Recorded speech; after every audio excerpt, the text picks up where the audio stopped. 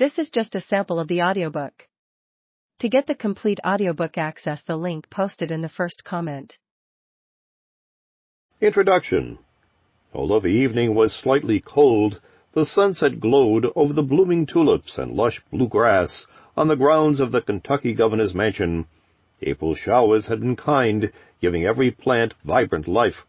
Women, dressed in their finest derby attire, strolled through the ornate grounds to the mansion steps, under thick southern columns.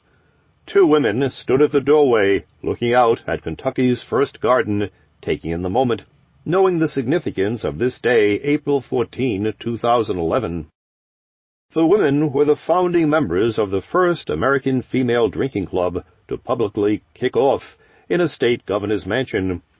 The new organization, Bourbon Women, sought to take back something they had lost, a lady's rightful place in whiskey history.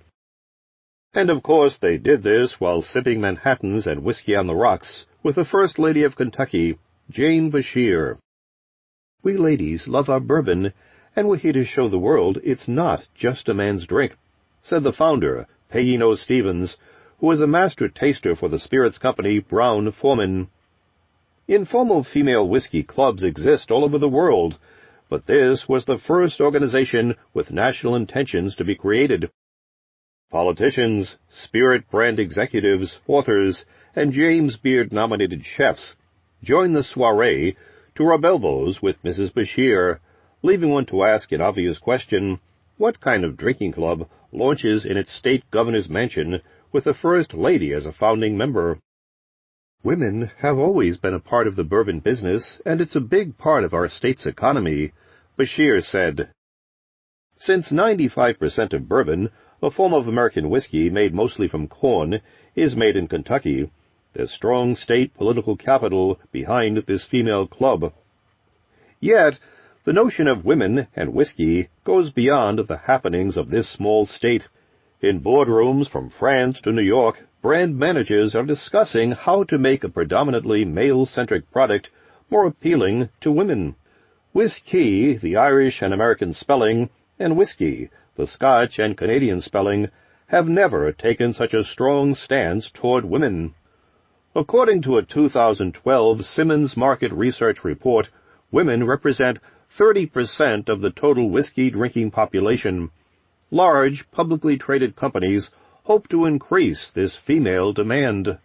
Bottles and labels are becoming more feminine and elegant, while flavored whiskey targets female consumers in much the same way as flavored vodkas.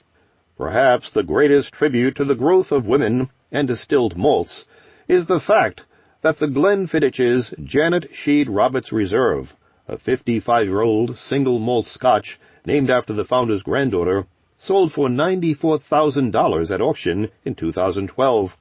Although other whiskeys have sold for more, Glenfiddich's extremely limited edition, only 11 bottles were made, is one of the highest-selling all-time whiskeys. The Reserve sold just 2 weeks before Sheed Roberts passed away at age 110. Whiskey was once the ladies' staple beverage for guests. In the 1700s and 1800s, Scottish and American women mixed whiskey with tea and sugar in punch bowls, while Irish women used pointeen Irish moonshine to keep their families healthy. They continued enjoying whiskey during Prohibition and up until the late 1950s. But a woman's whiskey-drinking habits of yesterday are not why I pursued this book. Something Stephen said at the Bourbon Women founding meeting stuck with me. Women were the first distillers. First Lady Bashir explained the contributions of women. Women have been involved with bourbon for many, many years. If you look back, you would see so many women in all parts of the business, from the actual preparation to the bottling to working on the board of directors. If women have been so important to whiskey, why are we just now talking about them? Flip through any magazine covering whiskey over the past 50 years, and you'll see drastically more coverage of men than women.